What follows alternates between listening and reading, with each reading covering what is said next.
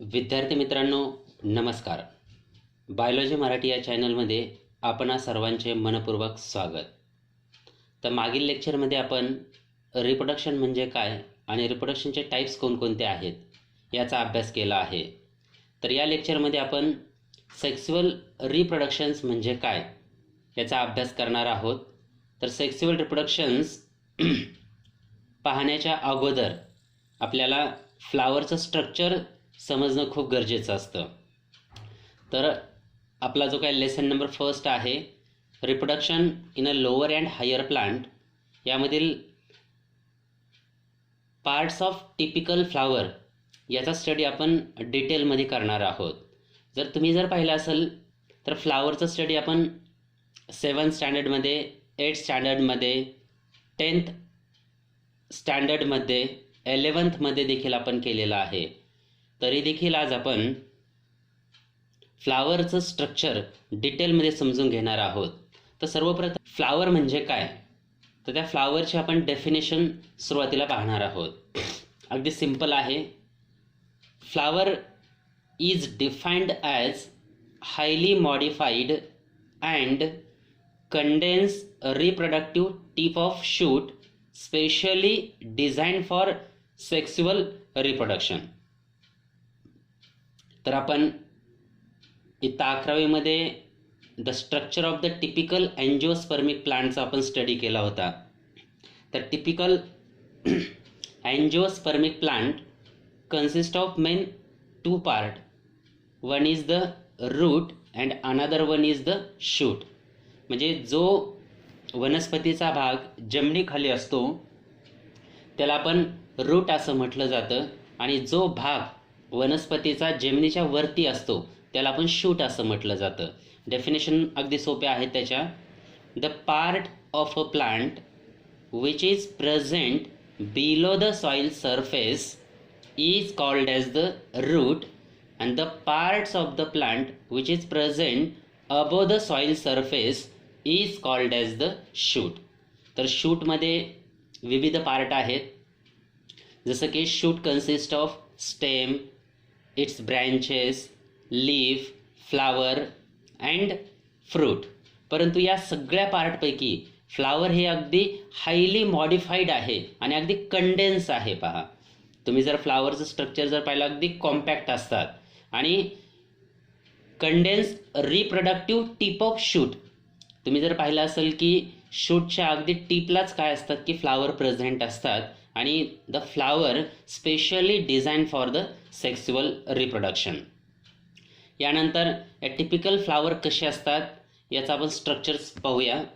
Parts of typical flower. Generally आपण पाहायला गेलो तर फ्लावरमध्ये प्रामुख्याने 3 पार्ट्स आहेत. पहिला जो आहे pedicel, number 2 थॅलॅमस, number 3 floral whorl. तर मुख्यत्वे करून फ्लावरचे हे 3 महत्त्वाचे पार्ट आहेत. आता या पार्टचा आपण स्टडी डिटेलमध्ये करणार आहोत. तर यापैकी पहिला जो काही टाईप्स आहे तो आहे पेडिसिल. आता पेडिसिल म्हणजे काय त्याची डेफिनेशन आपण पाहूया. The stock of flower is called as pedicel. आता कोणतंही फूल पाहिलं तर प्रत्येक फुलाला देठ असतो. मग जो काही फुलाचा देठ असतो त्या देठालाच काय म्हटलं जातं की पेडिसिल असं म्हटलं जातं. The stock of flower.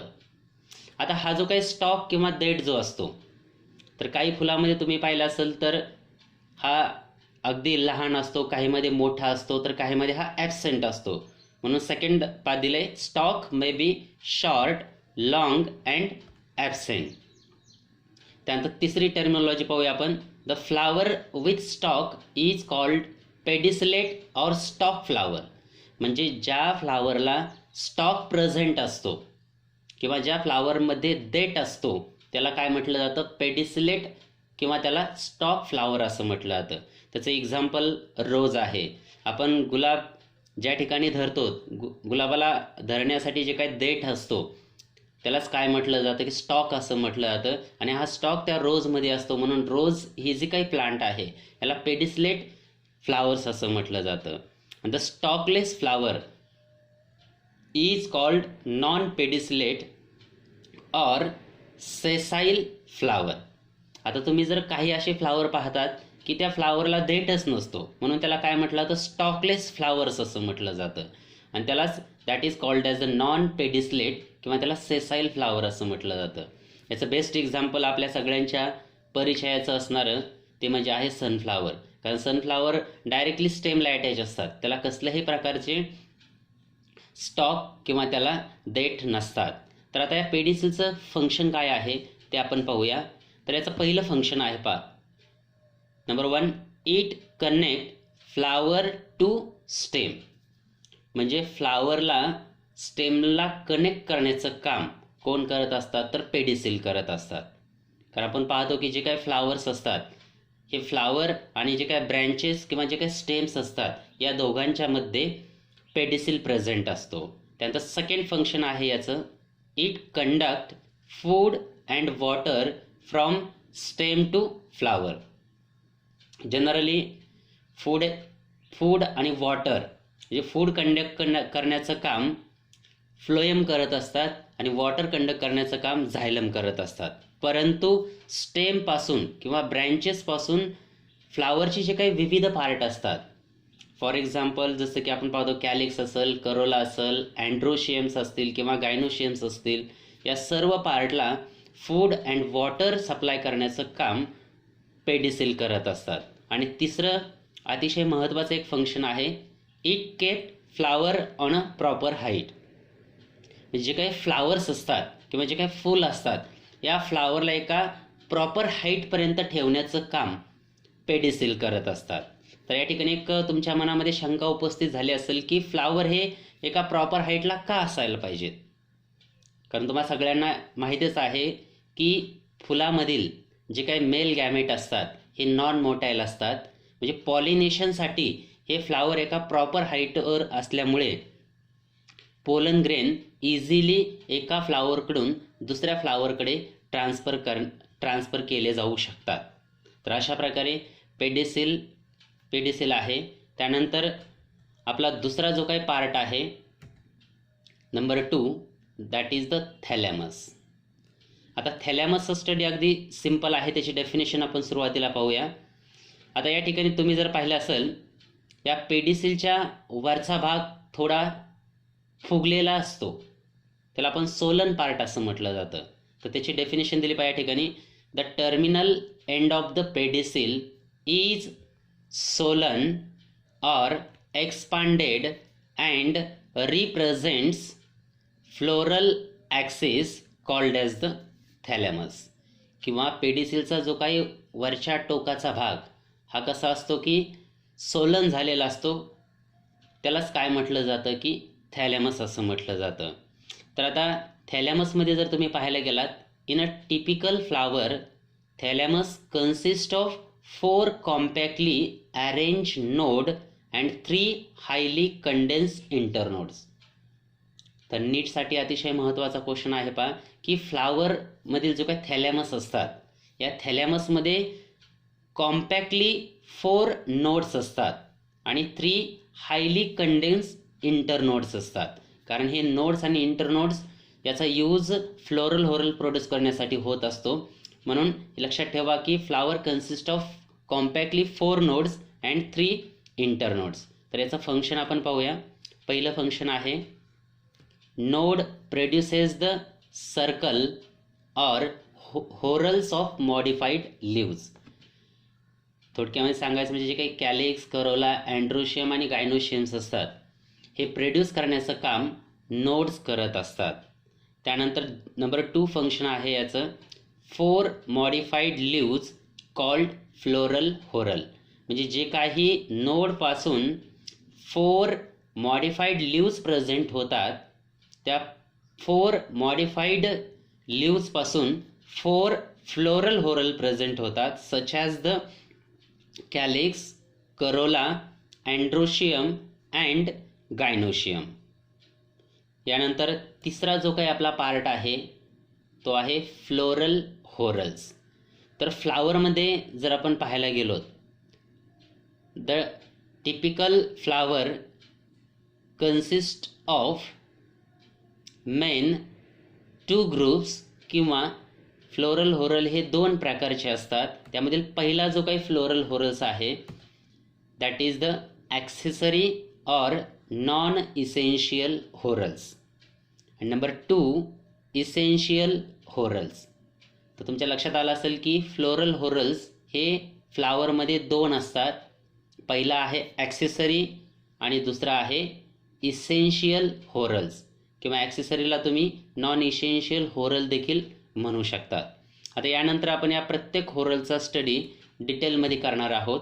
त्यापैकी पहिला जो काही फ्लोरल होरल्स आहे तो म्हणजे accessory or non essential floral whorl. तर याची डेफिनेशन व्यवस्थित समजून घ्या.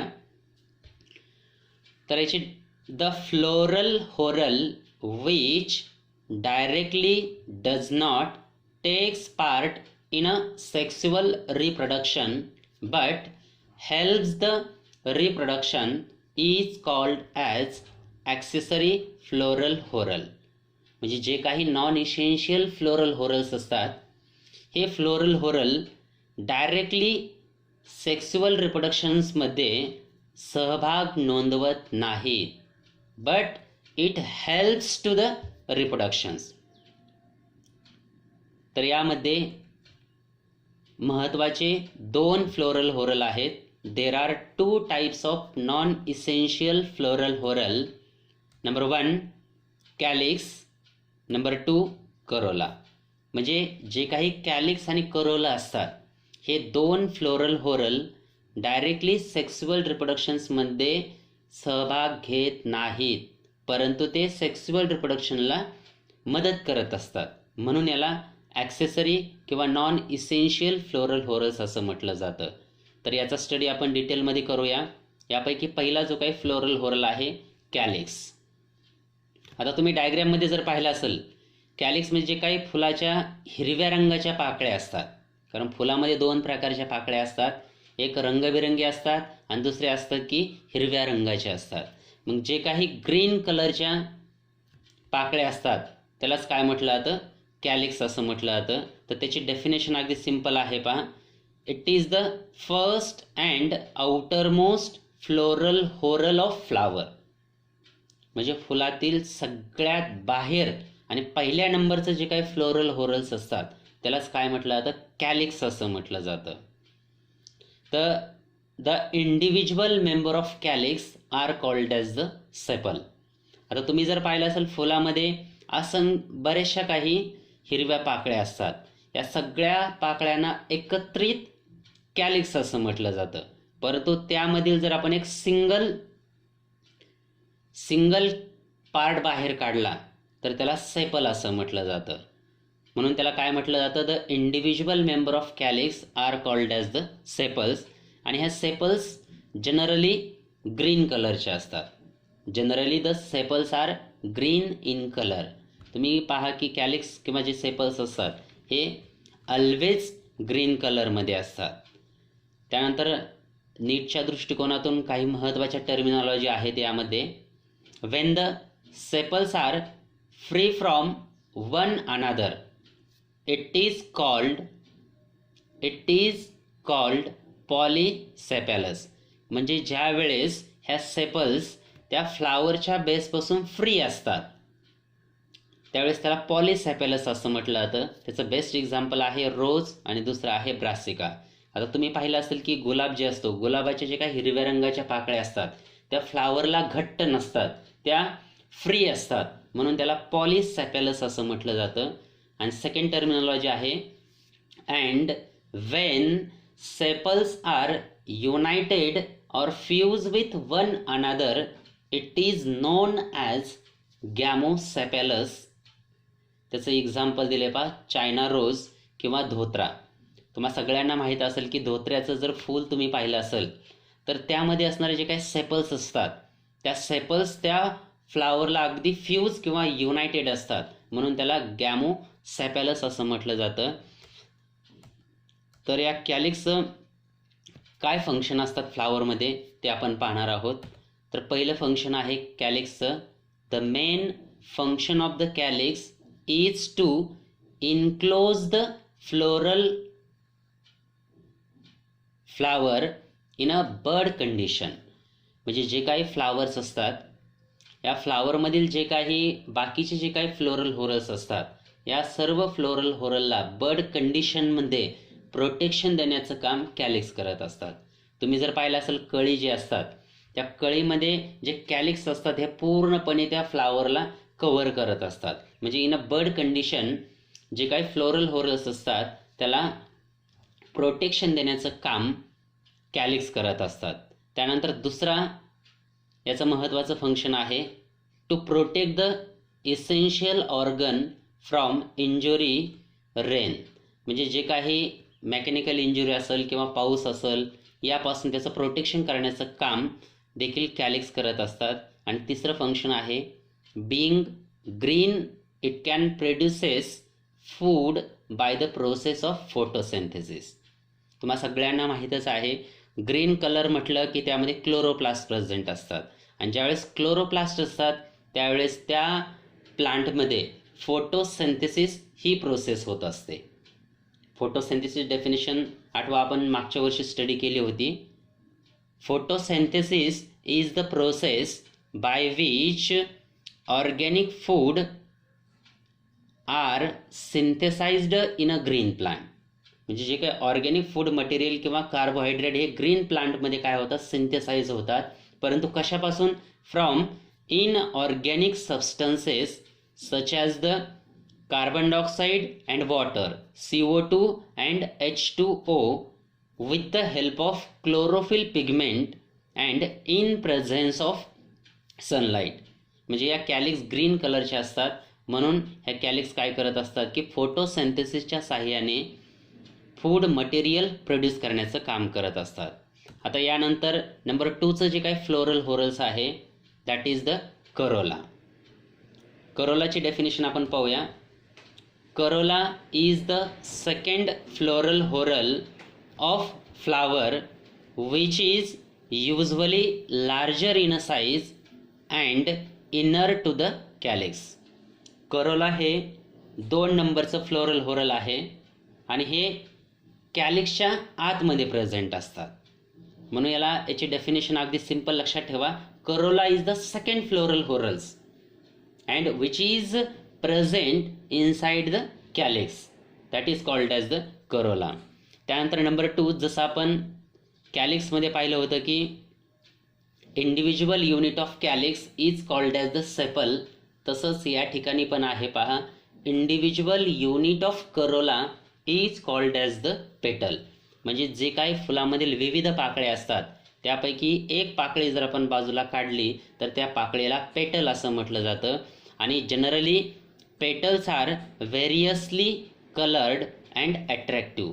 आता तुम्ही पाहिलं असेल की वेगवेगळ्या फ्लावरमध्ये हे जे काय पेटल्स असतात, काही रेड कलरमध्ये असतात, तर काही पिंक कलरमध्ये असतात किंवा काही व्हाईट कलरमध्ये असतात. म्हणून ह्या पेटल्स काय असतात की व्हेरियस कलर्समध्ये असतात आणि अगदी अट्रॅक्टिव्ह असतात. आणि if petals are free from base are called as the polypetalous.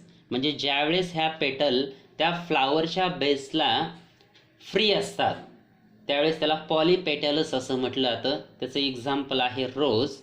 आणि if petals are fuse from base called as the gamosepalous, example धोत्रा. तुम्ही जर पाहिलं असेल की काही फ्लावरमध्ये, आता छोटंसं उदाहरण आपण पाहू की धोत्रा हे जे काही फूल आहे या फुलामध्ये जे काही करोला असतात किंवा पेटल्स असतात हे अगदी कॉम्पॅक्टली अरेंज असतात. म्हणजे they are fuse with the base of flower called as the gamopetalous. तर त्याचं एक्झाम्पल आहे धोत्रा किंवा इंग्लिशमध्ये आपण त्याला धतुरा असं म्हटलं जातं. त्यानंतर याचं जे काही फंक्शन आहे करोलाचं ते आपण पाहणार आहोत. त्यामधील पहिलं आणि अतिशय महत्त्वाचं जे काही फंक्शन आहे ते म्हणजे the main function of the Corolla is attraction. जर आपण विविध फुलं जर पाहिले असतील तर फुलं पाहिल्याच्या नंतर लगेच आपण त्या फुलाकडे अट्रॅक्ट होत असतो. कारण एकतर फुलं दिसायला अगदी अट्रॅक्टिव्ह असतात आणि त्याच्यामध्ये फ्रॅग्रन्स असतात. त्याच्यामुळे इन्सेक्ट असतील किंवा ह्युमन बिईंग असतील किंवा कोणीही त्या फुलाकडे काय होत असतात की अट्रॅक्ट होत असतात. आणि नंबर 2 दिलंय corolla also gives additional protection to the inner essential whorls. म्हणजे जे काही इनर इसेन्शियल व्होरल्स आहेत अँड्रोशियम किंवा गायनोशियम याला प्रोटेक्शन देण्याचं काम देखील करोला करत असतात. त्यानंतर तिसरं जे काही महत्त्वाचं फंक्शन आहे Corolla attract the insect for cross pollination. या अगोदरही आपण याविषयी बोललो आहोत की जे काही करोला असतात या करोलामुळे काय होतात की जे काही इन्सेक्ट असतात ते अट्रॅक्ट करण्याचं काम केलं जातं आणि इन्सेक्ट अट्रॅक्ट झाल्यामुळे त्यामध्ये पॉलिनेशन ही प्रोसेस होत असते. कारण प्लांट्समध्ये जे काही मेल गॅमेट तयार होतात हे नॉन मोटाईल असतात. They can not be transfer from one place to another place self. कारण ते स्वतःहून एका ठिकाणाहून दुसऱ्या ठिकाणी जाऊ शकत नाही. It requires pollinating agent. जसं आपल्याकडे LIC साठी LIC एजंट असतात तसं फ्लावरमध्ये पोलन ग्रेन्स अँथरवरून स्टिग्मापर्यंत वाहून नेण्यासाठी काही पॉलिनेटिंग एजंट असतात. मग अशी जे काही पॉलिनेटिंग एजंट असतात त्या पॉलिनेटिंग एजंटला अट्रॅक्ट करण्याचं काम करोला करत असतात. ओके. त्यानंतर नंबर दुसरा जो काही आपला फ्लावरमधील फ्लोरल व्होरल्स आहे तो म्हणजे इसेन्शियल व्होरल्स. तर याची डेफिनेशन अगदी सिंपल आहे. The floral whorl which directly takes part in a sexual reproduction are called essential floral whorl. म्हणजे जे फ्लोरल व्होरल डायरेक्टली सेक्सुअल रिप्रोडक्शन्समध्ये सहभाग नोंदवतात असे जे काही फ्लोरल व्होरल्स असतात त्याला इसेन्शियल व्होरल्स असं म्हटलं जातं. तर यामध्ये 2 प्रकारचे फ्लोरल व्होरल्स आहेत. पहिला आहे अँड्रोशियम आणि दुसरा आहे गायनोशियम. तर अँड्रोशियम आणि गायनोशियम, अँड्रोशियम्स हा मेल पार्ट आहे तर गायनोशियम्स हा फिमेल पार्ट आहे. तर या दोघांचा स्टडी आपण डिटेलमध्ये करणार आहोत. तर यापैकी पहिला जो आहे अँड्रोशियम. तर अँड्रोशियमची डेफिनेशन अगदी सिंपल आहे. Calyx first floral whorl, corolla second floral whorl आणि androecium it is the third floral whorls and present inside the corolla. म्हणजे अँड्रोशियम हे जे काही असतात हे करोलाच्या आतमध्ये प्रेझेंट असतात. त्यानंतर it is a male reproductive parts of flower. तर फुलामधील हा नर भाग असतो म्हणून त्याला male reproductive part of flowers असं म्हटलं जातं. आणि individual unit of androecium is called stamen. जसं आपण पाहिलं होतं individual unit of calyx is called as the sepal. Number 2 floral व्होरलमध्ये पाहिलं होतं आपण individual unit of corolla is called as the petal. तसंच या ठिकाणी individual unit of androecium is called स्टेमन. म्हणजे अँड्रोशियम आपण पाहतो की जर तुम्ही जास्वंदाचं फूल जर पाहिलं असेल तर त्या जास्वंदाच्या फुलामध्ये वरच्या बाजूला असंख्य स्टेमन्स असतात किंवा त्याला आपण कॉमनली अँड्रोशियम्स असं म्हटलं जातं. जे काही अँटिनासारखे जे काही स्ट्रक्चर आपल्याला दिसतात त्यापैकी एक जर भाग आपण बाजूला काढला तर त्याला स्टेमन्स असं म्हटलं जातं. आणि each स्टेमन consist of filament, anther and connective. तर यामध्ये जो काही त्याचा एक भाग असतो स्टेमन, त्या स्टेमनमध्ये महत्त्वाचे 3 पार्ट आहेत. तर याचा स्टडी आपण डिटेलमध्ये पाहूया की यामध्ये कोणकोणत्या प्रकारचे पार्ट असतात. तर या ठिकाणी तुम्ही डायग्राम पाहिले असेल तर या डायग्राममध्ये पहा की वरचा जो काही टिपचा भाग असतो याला अँथर असं म्हटलं जातं आणि हा जो काही दोऱ्यासारखा भाग दिसतो तुम्हाला that is called as the filament. आणि या अँथर आणि फिलामेंटला कनेक्ट करण्याचं काम कनेक्टिव्ह करत असतात. तर अँथर कंटेन्स 1 or 2 लोब. जर तुम्ही जनरली पाहिलं असेल तर अँथरचं स्ट्रक्चर आपण पुढे डिटेलमध्ये स्टडी करणारच आहोत. परंतु अँथरमध्ये 2 लोब्स असतात आणि यामध्ये जे काही अँथर असतात त्या प्रत्येक लोबमध्ये 2 पोलन सॅक्स असतात. अँथर कंटेन 1 or 2 लोब आणि each lobe contain 2 pollen sack.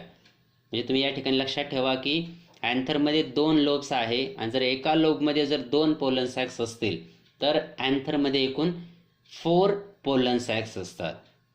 आणि when stamens are free called as the polyandrous stamen. म्हणजे ज्यावेळेस हे स्टेमन फ्री असतात त्यावेळेस त्याला पॉलीअँड्रस स्टेमन्स असं म्हटलं जातं. आणि when stamens are fused called as the cohesion of stamen. म्हणजे हे स्टेमन ज्यावेळेस फ्यूज असतात त्यावेळेस त्याला कोहेजन ऑफ स्टेमन्स असं म्हटलं जातं. तर याचं महत्त्वाचं फंक्शन आपण पाहणार आहोत. या स्टेमनचं काय फंक्शन असतात. तर आत्ताच आपण पाहिलं की स्टेमनमध्ये महत्त्वाचे 3 पार्ट आहेत, एक फिलामेंट, अँथर आणि कनेक्टिव्ह.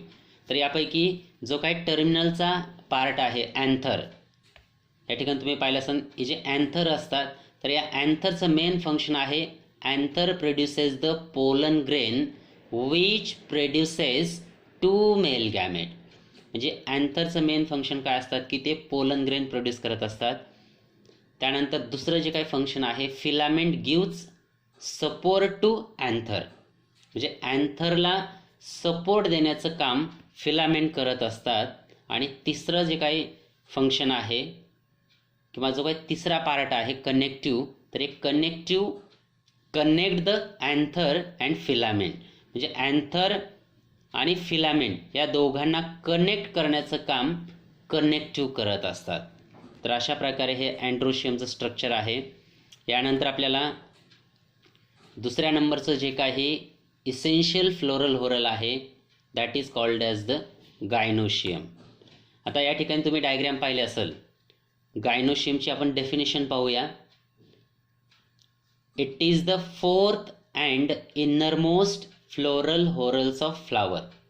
तर फुलामधील 4 नंबरचं आणि सगळ्यात आतमध्ये असणारं जे काही फ्लोरल होरल असतात is called as the gynoeciums. त्यानंतर it is the female reproductive floral whorls of flower. Same अँड्रोशियममध्ये आपण पाहिलं की androecium is the male reproductive whorl. या ठिकाणी पहा gynoecium is the female reproductive floral whorls of flower. Then individual unit of gynoecium is called carpels.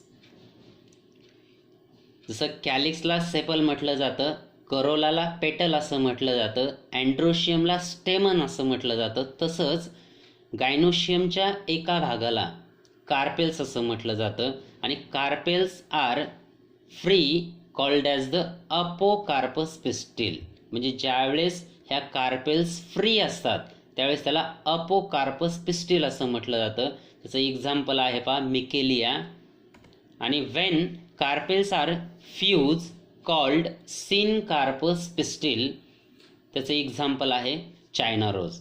म्हणजे ज्यावेळेस हे कार्पेल्स अगदी फ्यूज असतात त्यावेळेस त्याला काय म्हटलं जातं सिनकार्पस पिस्टिल असं म्हटलं जातं. तुम्ही जर पाहिलं असेल तर चायना रोजमध्ये जे काही कार्पेल्स असतात वरच्या बाजूला अगदी एकमेकाला फ्यूज असतात म्हणून त्याला सिनकार्पस पिस्टिल असं म्हटलं जातं. आणि each carpel consist of ovary, style and stigma. तर यामध्ये महत्त्वाचे 3 पार्ट असतात. पहिला आहे ओव्हरी, दुसरा आहे स्टाईल आणि तिसरा आहे स्टिग्मा. तर आपण या कार्पेलचं स्ट्रक्चर डिटेलमध्ये समजून घेऊया. तर ओव्हरी इज बसल in large part of the carpels. तुम्ही जर या ठिकाणी पाहिलं असेल तर या ठिकाणी जो काही बसलचा किंवा त्याच्या बुडाचा जो काही भाग असतो याला ओव्हरी असं म्हटलं जातं. आणि त्यानंतर number 2 ovules present in a ovary. तुम्ही जर पाहिलं असेल तर या ओव्हरीच्या आतमध्ये जे काही स्मॉल एग्ज लाईक स्ट्रक्चर दिसतात किंवा बारीक बारीक अंड्यासारखं जे काही स्ट्रक्चर दिसतात that is called as the ovules. Means ovules are present inside the ovary. And number 3 style is a middle elongated part of the carpel. तर या फ्लावरमध्ये या कार्पेल्समध्ये मधला जो काही ट्यूब लाईक पार्ट असतो त्यालाच आपण स्टाईल असं म्हटलं जातं आणि हा पार्ट अगदी इलॉंगेटेड असतो. या ठिकाणी तुम्ही जर पाहिलं असाल हा ट्यूब लाईक एक पार्ट दिसतो या ठिकाणी, हा अगदी नॅरो असतो, इलॉंगेटेड असतो, त्याला स्टाईल असं म्हटलं जातं. आणि तिसरा जो काय टर्मिनलचा पार्ट आहे, stigma is the terminal in a large part of the carpels. म्हणजे स्टिग्मा हे कार्पेलच्या अगदी टर्मिनलला प्रेझेंट असतात. तर या 3 पार्टचं महत्त्वाचं काय फंक्शन आहे ते आपण पाहूया. Functions of the Corolla. तर पहिलं फंक्शन आहे stigma. Stigma receive the pollen grain. तर बाय द पॉलिनेशन प्रोसेस, आता पॉलिनेशन म्हणजे काय याचा अभ्यास आपण इत्ता 9वी मध्ये केलेला आहे. The transfer of pollen grain from anther to stigma. म्हणजे पोलन ग्रेन प्रोड्यूस करण्याचं काम अँथर करत असतात आणि ते अँथरवरून स्टिग्मावरती वाहून नेण्याचं काम पॉलिनेटिंग एजंट करत असतात.